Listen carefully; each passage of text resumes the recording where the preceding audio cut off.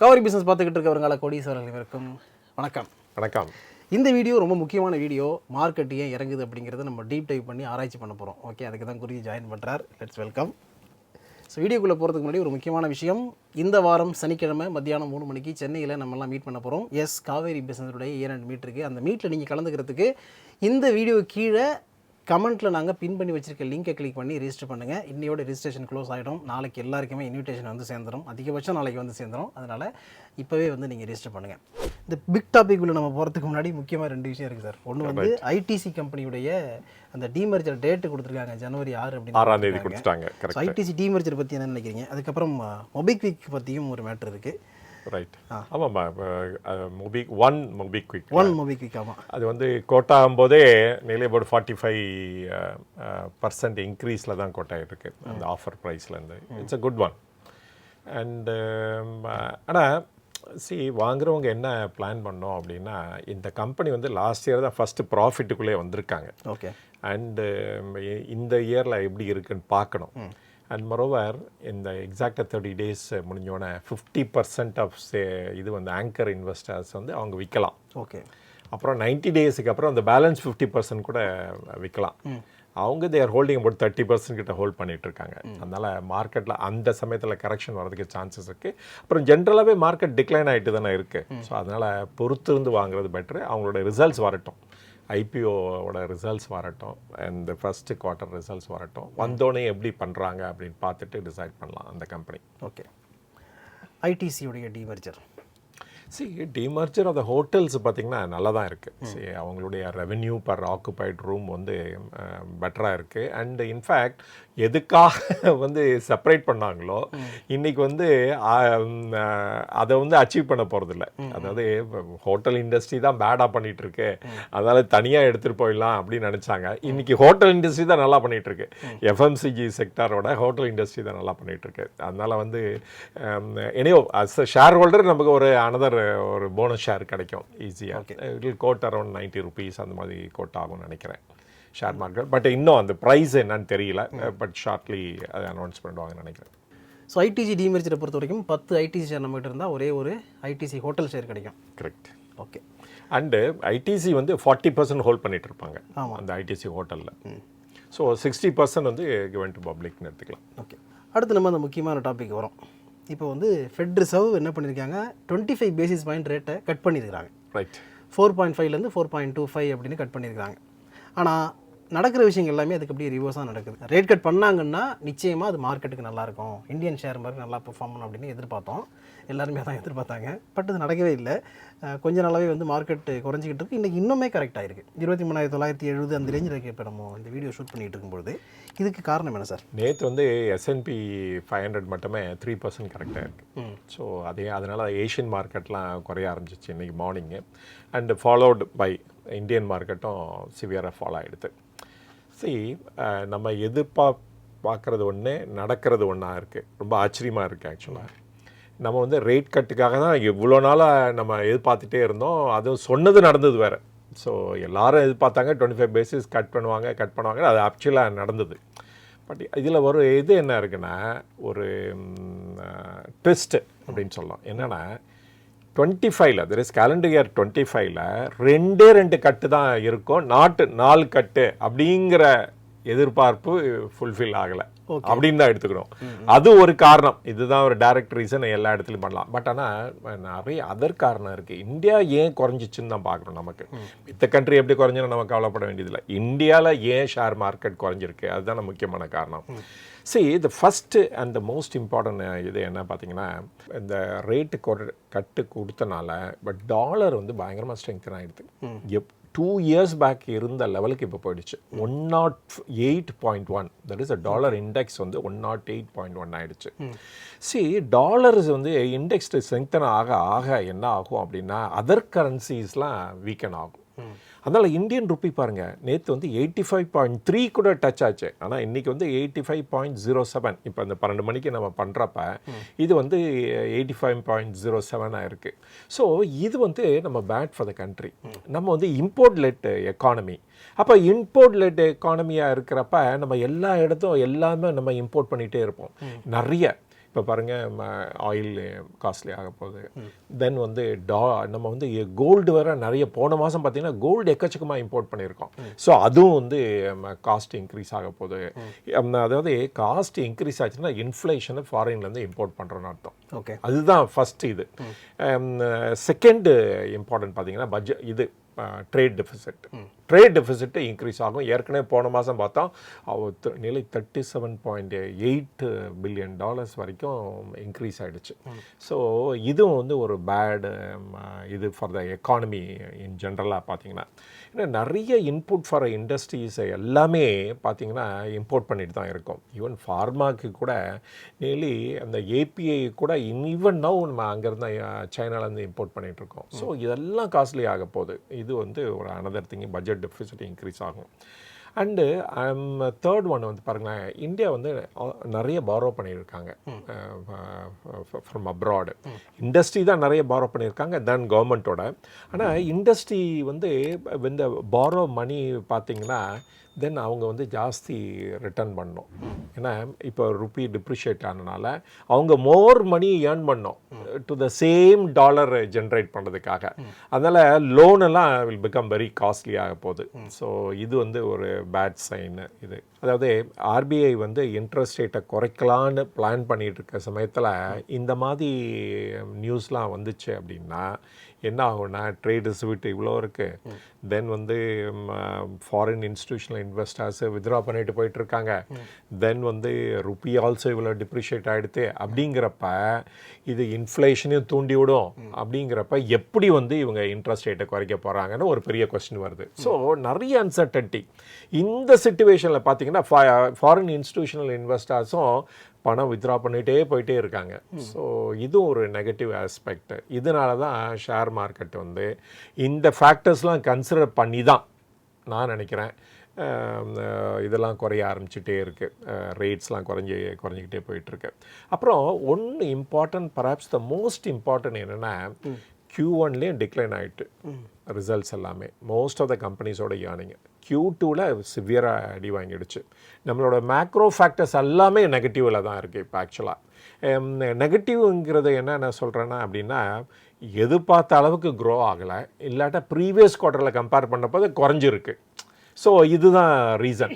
ஜிடிபியும் பாருங்கள், அதுவும் குறைஞ்சிருச்சு. இன்ஃப்ளேஷன் கூட சடனாக ஷூட் அப் ஆச்சு, இப்போ ஸ்லைட்டாக குறைஞ்சிருச்சு. ஸ்டில் அவுட் சைட் 4% தான் இருக்குது. ஸோ அதனால் வந்து இந்த மாதிரி லாட் ஆஃப் மேக்ரோ ஃபேக்டர்ஸ்லேயும் கம்ஃபர்ட் பொசிஷனில் இல்லாதனால தென் ஷேர் மார்க்கெட் இதெல்லாம் கன்சிடர் பண்ணி தான் தென் வந்து இன்றைக்கி வந்து குறைஞ்சிருக்கு ஷேர் மார்க்கெட் அப்படின்னு சொல்லலாம் நம்ம. Okay, fed reserve rate cut பண்ணாலும் ஷேர் மார்க்கெட் இறங்குறதுக்கான காரணம் இதுதான் அப்படின்னு நீங்கள் சொல்கிறீங்க. பட் இதில் வந்து நம்ம ட்ரம்ப்பையும் ஆட் பண்ணிக்கலாமா? ட்ரம்ப் அந்த பொசிஷனில் இருக்க போகிறாருங்கிறது ஒரு முக்கியமான காரணமாக இருக்குது. கரெக்ட். இன்னொரு 1 மந்தில் அவர் பொசிஷன் பவருக்கு வர போகிறாரு. அது வந்து இன்னும் வந்து சர்டன்ட்டி எதுவுமே இல்லை. ஓகே, இப்போ பாருங்கள், சடனாக ஒன்று நேற்று கூட 2 நாளைக்கு முன்னாடி அனௌன்ஸ் பண்ணார், பிட்காயின் ரிசர்வ் கிரியேட் பண்ண போகிறேன் அப்படின்னு சொல்லியிருக்காரு. பாருங்கள், இது வந்து நம்ம யாருனாலும் எதிர்பார்த்துருக்கவே மாட்டாங்க. சரி, ஆயில் ரிசர்வ்ஸ் கிரியேட் பண்ணாங்க 1973க்கு அப்புறமேலேருந்து. ஒரு பெரிய ஆயில் ஷாக் வந்தது. எல்லா மிடில் ஈஸ்ட் கம்பெனிஸும் என்ன பண்ணாங்க, இனிமேல் எம்பார்கோ போட்டாங்க. இனிமேல் அமெரிக்காவுக்கும் வெஸ்டர்ன் அலைஸ்க்கும் இனிமேல் ஆயிலே சப்ளை பண்ணக்கூடாதுன்னு சொல்லி. அண்ட் அதனால் வந்து அவங்க வந்து யூஎஸில் என்ன பண்ணாங்க, சரி ஒரு பெரிய ரிசர்வ்ஸ் கிரியேட் பண்ணி வச்சுக்கணும், இந்த மாதிரி ஷாக்லேருந்து தப்பிக்கணும் அப்படின்னா. அதே சமயத்தில் நிறைய ஆயிலெலாம் கண்டுபிடிச்சாங்க. அப்புறமேலே நிறைய அதுலேருந்து ப்ராப்ளத்துலேருந்து வெளியே வந்துட்டாங்க. பட்டு இன்னைக்கு வந்து பிட்காயினோட ரிசர்வ் கிரியேட் பண்ணோன்னு சொன்னோன்னு பாருங்கள், $1 lakh இருந்தது ஒரு பிட்காயின். இன்றைக்கி $1,07,000 கிட்ட போயிடுச்சு. ஸோ அதாவது அட்மினிஸ்ட்ரேஷனும் இன்ட்ரெஸ்டடு, அந்த அட்மினிஸ்ட்ரேஷனுக்கு சப்போர்ட் பண்ணுற எலன் மஸ்க் மாதிரி பீப்புளும் இந்த பிட்காயினுக்கு நிறைய சப்போர்ட் பண்ணுறது உண்டு.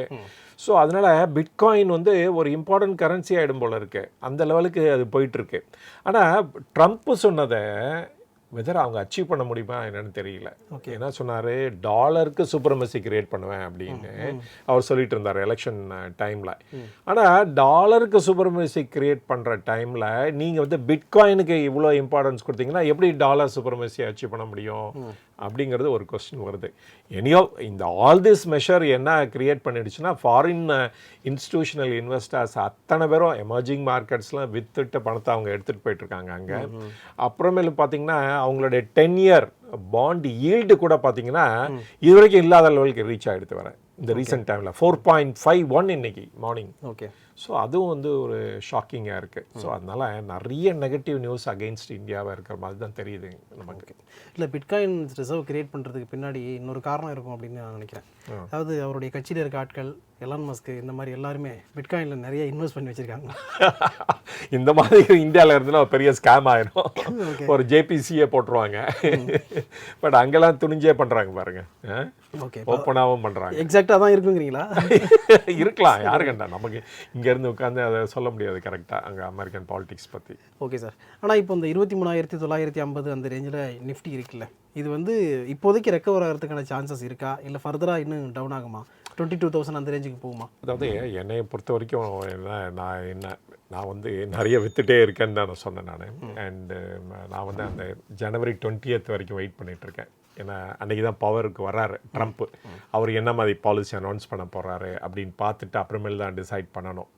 அண்டு ஏன் அப்படின்னா சொல்லிடுறாரு, பட் அதை நிறைவேற்ற வந்து நிறைய டைம் ஆகும். சில இது அவரால் இமிடியேட்டாக கன்க்ளூட் பண்ண முடியும். இந்த டாரிஃப் இம்போஸ் பண்ணுறது அந்த மாதிரிலாம் இமிடியேட்டாக அவரால் பண்ண முடியும். பட் வந்து இன்கம் டேக்ஸை குறைக்க போகிறேன்னு சொல்கிறாரு. அப்புறமேல வந்து பட்ஜெட் டெஃபிசிட்டை வந்து இன்டைரக்டாக குறைக்கிறதுக்கு இந்த ரெகுலேஷன்லாம் ஈஸியாக ஆக்கிட்டு அப்புறமேல கவர்மெண்ட்டோட எக்ஸ்பெண்டிச்சரை குறைக்கிறதுக்கு எல்லாத்தையும் ஒர்க் அவுட் பண்ண போகிறேங்கிறாரு. அதெல்லாம் எப்படி சாத்தியம் தெரியல. அது நிறைவேற்ற பாசிபிலிட்டி இருக்குது. ஏன்னா 2 எமினன்ட் பீப்புளை கூடயே வச்சுருக்காரு, like Elon Musk and Vivek Ramasamy. அதனால் இவங்க 2 பேரையும் சப்போர்ட்னால நிறைவேற்ற முடியும்னு நினைக்கிறேன் நான். பார்ப்போம். ஓகே, இப்போது ரூபி டிப்ரிசியேஷன் இருக்குல்ல, ஆமாம், இதில் பெனிஃபிட் ஆக போகிறது யாருன்னு பார்த்தீங்கன்னா இங்கே இருக்கிற ஐடி கம்பெனிஸ் மட்டும் பெனிஃபிட் ஆகாங்கன்னு நினைக்கிறேன். ரைட். ஏன்னா அவங்க டாலரில் ஏர்ன் பண்ணுறதுனால அந்த கன்வர்ஷன் காஸ்ட் வந்து இவங்களுக்கு நல்லாவே யூஸ் ஆகும். பட் இதை தாண்டி வேறு ஏதாவது பெனிஃபிட் இருக்கா? அதை 2 விதமாக அனலைஸ் பண்ணி பார்க்கலாம். நம்ம கூட அது ஒரு சார்ட்டில் ஒரு டேபிளில் போட்டு கொடுத்துருக்கோம், நம்ம வியூவர்ஸ்லாம் பார்த்து தெரிஞ்சுக்கலாம். அதில் இது நிறைய ப்ராப்ளம்ஸ் இருக்குது, அதே சமயத்தில் பெனிஃபிட்ஸ் இருக்குது. பெனிஃபிட்ஸ் இல்லாமல் இல்லை. நான் என்னென்ன ப்ராப்ளம்ஸ்லாம் என்ன இருக்குதுன்னு சொல்கிறேன், நீங்கள் பெனிஃபிட்ஸ்லாம் என்ன இருக்குதுன்னு நீங்கள் சொல்லுங்கள். ப்ராப்ளம் என்னென்னா இன்ஃப்ளேஷனை இம்போர்ட் பண்ணிடுறோம். தென் வந்து நம்மளோட லோன்லாம் காஸ்ட் இன்க்ரீஸ் ஆகிடுது. தென் வந்து பட்ஜெட் ட்ரேட் டெஃபிசிட் வந்து இன்க்ரீஸ் ஆக போகுது. தென் ஃபாரினர்ஸ் இன்வெஸ்ட் பண்ணியிருக்காங்களா இந்தியாவில், அவங்கெல்லாம் பணத்தை வித்ட்ரா பண்ணிட்டு போவாங்க. ஸோ அது வந்து ஒரு பெரிய இது. ஏன்னா அவங்க ஊரில் பெட்டர் ரிட்டர்ன் கிடைக்கிறனாலையும் அவங்க வித்ட்ரா பண்ணிட்டு போவாங்க. அண்டு இன்னும் ஃப்யூச்சரில் கூட அவங்க யோசிப்பாங்க. பார்த்தீங்கன்னா இப்போ முதல்லாம் டெட்டை பற்றி பேசியிருந்தோம், JP Morgan India emerging market ஃபண்டெல்லாம் பேசிகிட்டு இருந்தோம். இப்போ அதில் கூட நிறைய வித்துட்ருக்காங்க ஃபண்டு. ஸோ அது கூட அட்ராக்டிவாக இல்லை, ஏன்னா நம்ம ரூபா வந்து அந்த லெவலுக்கு டிப்ரிஷியேட் ஆகிடுது. ஸோ அப்புறமேலே இங்கே இந்தியாவில் பார்த்தீங்கன்னா ஏற்கனவே சிஆர்ஆர் மூலமாக நிறைய ஃபண்டை வந்து திருப்பி இன்ஃப்யூஸ் பண்ணாங்க பேங்க்குக்கெல்லாம். பட் ஆனால் இந்த மாதிரி ஃபாரின் எக்ஸ்சேஞ்சு இந்தியா விட்டு போயிட்டே இருக்குது அப்படின்னா நீங்கள் வந்து ருப்பியை சக் பண்ணிடும். அது ருப்பியை வந்து சர்க்குலேஷன்ல எடுத்து தான் நீங்கள் ஃபாரின் எக்ஸ்சேஞ்ச் இதை வந்து டாலராக ரிலீஸ் பண்ணுவீங்க. அப்போ ஆர்பிஐட்டேருந்து இருக்க ருப்பி லெவல், பேங்க்கில் இருக்கிற லெவலோ இல்லை ஆர்பிஐயில் இருக்க ருப்பி இது வந்து அதுவும் குறைஞ்சிக்கிட்டே இருக்கும். ஃபாரின் எக்ஸ்சேஞ்ச் வித்ட்ரா பண்ணுறாங்கன்னா அப்போ வந்து நீங்கள் ருப்பியை வந்து மார்க்கெட் வந்து சக் அவுட் பண்ணி ஆகணும். ஸோ இது வேறு குறைக்கும், இந்த லிக்விடிட்டி அவைலபிலிட்டியை வந்து ஃபர்தராக குறைக்கும் வேறு. அண்ட் மோரோவர் இந்த இன்கம் டேக்ஸ் பேமெண்ட் வேறு இப்போ தான் முடிஞ்சிருக்கு. டிசம்பர் 15th அன்னைக்கு, டிசம்பர் 10th அன்னைக்கு ஜிஎஸ்டி பேமெண்ட் வேறு, அது வேறு லிக்விடிட்டியை ஃபர்தராக அஃபெக்ட் பண்ணோம். ஸோ இதுதான் நான் பார்க்குறேன், இந்த ருப்பி டிப்ரிஷியேட் ஆகிறதுனாலையும் அதோட அதர் கான்சிக்வன்சஸும் இதுதான் பார்க்குறேன். நீங்கள் இப்போ சொல்லுங்கள், வாட் ஆர் த ஆப்பர்ச்சுனிட்டிஸ் இருக்குங்கிறத சொல்லுங்கள். அதான் ஃபஸ்ட்டு ஆப்பர்ச்சுனிட்டிஸ் வந்து சர்வீஸ் செக்டரில் இருக்கக்கூடிய கம்பெனிஸுக்கு நல்ல பெனிஃபிட் கிடைக்கும். ரைட்டு. ஏன்னா ஈவன் எக்ஸ்போர்ட்டர்ஸ் ஜென்ரலாக வந்து எக்ஸ்போர்ட்டர்ஸ்க்கு நல்லா கிடைக்கும். ஈவன் யூடியூப்லேருந்து வர ரெவன்யூவில் கூட பெட்டர் ரிட்டர்ன் கிடைக்கும்ல. ஓகே. அதுக்கப்புறம் நம்ம ஊர்லேருந்து வெளிநாட்டில் போய் சம்பாதிக்கிறாங்கல்ல ரெமிட்டன்ஸ், அவங்களுக்கு நல்லது. ரைட்டு. அங்கேருந்து காசு அனுப்பும்போது அதிகமான பணம் வீட்டுக்கு வந்து சேரும். ரைட்டு. அடுத்த முக்கியமான விஷயம் என்ன பார்த்தீங்கன்னா இந்தியாவுடைய டூரிசம் செக்டர் நல்லா பெர்ஃபார்ம் பண்ணுறதுக்கு சான்சஸ் இருக்குது. அந்த ரிலேட்டட் இங்கே ஸ்டாக்ஸ் எல்லாம் செலவெல்லாம் ரொம்ப கம்மியாக இருக்குடா அப்படின்னு சொல்லிட்டு இங்கேருந்து வந்து நிறைய டூரிஸ்ட் உள்ளே வருவாங்க. ஸோ டூரிஸ்ட் ரிலேட்டட் ஸ்டாக்ஸை டூரிசம் ரிலேட்டட் ஸ்டாக்ஸை நம்ம ஃபோக்கஸ் பண்ணலாம். அப்புறமா இந்த எக்ஸ்போர்ட் ஓரியன்ட் யூனிட்ஸ் அதில் தான் இன்வெஸ்ட்மெண்ட் அட்ராக்ட் பண்ணுறதுக்கு கிரேட் சான்சஸ் இருக்குது. ஓகே. ஸோ எஃப்டிஐ அதுலேருந்து உள்ளே வர்றதுக்கு அப்புறம் இம்போர்ட் சப்ஸ்டியூஷன் ஃபாரின்லேருந்து இம்போர்ட் பண்ணால் ரொம்ப காஸ்ட்லியாக இருக்குன்னு இந்தியாவிலே ப்ரொடியூஸ் பண்ண ஆரம்பிச்சிருவாங்கல்ல. ஓகே. அது கூட இருக்குது. அதனால் ஆப்பர்ச்சுனிட்டிஸ் இருக்குது, பட் ப்ராப்ளம் தான் ஜாஸ்தி. ஆனால் அதெல்லாம் உடனே நடக்குமா? இப்போ இங்கேயே ப்ரொடியூஸ் அதான் பண்ணலாம். அதெல்லாம் டேக்ஸ் டைம். பட் அவனா யார் பெரிய லெவலில் ஹிட் ஆவாங்கன்னா அந்த மிடில் கிளாஸு. ஏன்னா அவங்க தான் நிறைய அவங்களுக்கு தேவையான பொருளை இம்போர்ட் பாஸ்கெட்டில் தான் இருக்கும். அது இந்த edible oil, for example petroleum, இதெல்லாம் வந்து ரொம்ப காஸ்ட்லி ஆகிறதுக்கு சான்சஸ் இருக்குது. அப்புறமேல மோஸ்ட்லி அவங்க சில்ட்ரன் வந்து ஃபாரினில் படிச்சுட்டு இருப்பாங்க. ஸோ அவங்க இப்போ எஜுகேஷனுக்கு பண்ண வேண்டிய செலவு இன்க்ரீஸ் ஆகிடும். தென் அதே சமயத்தில் பார்த்தீங்கன்னா ஈவன் மெடிக்கல் ஏதாவது அதுக்கு பண்ணோன்னா அந்த இது கூட ஃபாரினில் போய் எடுக்கணும் அப்படின்னா அதோட எக்ஸ்பெண்டிச்சரும் இன்க்ரீஸ் ஆக ஆரம்பிக்கும். ஸோ அதனால் middle class will be severely hit அப்படின்னு தான். இல்லை, என்ன நடந்தாலுமே மிடில் கிளாஸ் எப்பவுமே பாதிக்கப்படுவாங்க. அதில் வந்து டவுட்டே கிடையாது. அப்புறம் foreign travel will become costly. Okay. Share மார்க்கெட்டே டவுன் ஆகுது அப்படிங்கிறதுல ஆரம்பித்து ரூபி டிப்ரிசியேஷன் நடக்கிறதுனால என்னென்ன பிரச்சனைகள் ப்ளஸ் என்னென்ன பாசிட்டிவான விஷயங்கள் இருக்குது அப்படிங்கிறத எல்லாத்தையும் சேர்த்து பேசியிருக்கோம். ஸோ இந்த வீடியோ உங்களுக்கு நிச்சயமாக யூஸ்ஃபுல்லாக இருக்கும்னு நினைக்கிறேன். அப்படி இருந்தால் நிறைய பேர் ஷேர் பண்ணுங்கள். இந்த வீடியோ பார்த்துக்கிட்டு இருக்க நீங்கள் சப்ஸ்கிரைப் பண்ணுங்கள். ஏன்னா 2 லட்சம் சப்ஸ்கிரைபர் பேஸ் வந்துச்சுன்னா அடுத்த லைவ் செஷன் கண்டக்ட் பண்ணுறோம் அப்படின்னு சொல்லிருந்தோம். ஆல்மோஸ்ட் இப்போ நம்ம நெருங்கிக்கிட்டு இருக்கோம். அதனால் நாளைக்கு லைவ் செஷன் வரலான்னு ஒரு பிளான் இருக்குது. நாளைக்கு மத்தியானம் 3 மணிக்கு. ஸோ நாளைக்கு மத்தியானம் 3 மணிக்கு லைவில் வர்றதுக்கு முன்னாடி 2 லட்சம் சப்ஸ்கிரைபர் பேஸை நாங்கள் ரீச் ஆகிட்டோம் அப்படின்னு காமிச்சிங்கன்னா உண்மையிலே ரொம்ப சூப்பராக இருக்கும். ஸோ அதுக்கு நீங்கள் சப்போர்ட் பண்ணுங்கள். முக்கியமாக இவ்வளோ நேரம் நாங்கள் பேசுனது எல்லாமே எஜுகேஷனல் பர்பஸுக்காகவும் இன்ஃபர்மேட்டிவ் பர்பஸும் மட்டும் தான். சஜஷனோ அட்வைஸோ கொடுக்குறதாக இல்லை. அதனால் இதில் மென்ஷன் பண்ணியிருக்க ஸ்டாக்ஸை நீங்கள் வாங்கணும்னு நினச்சிங்கன்னா நல்லா தெரிஞ்ச செபி ரிஜிஸ்டர்ட் தெரிய கேட்டுக்கிட்டு நீங்களும் ஓன் ரிசர்ச் பண்ணிவிட்டு அதுக்கப்புறம் இன்வெஸ்ட் பண்ணுங்கள். ஓகே. அடுத்து ஒரு நல்லபடியாக மீட் பண்ணலாம். அது வரைக்கும் உங்களை நீங்கள் பத்திரமா பார்த்துங்க. நல்லபடியாக இன்வெஸ்ட் பண்ணுங்கள். Thank you so much. தேங்க்யூ.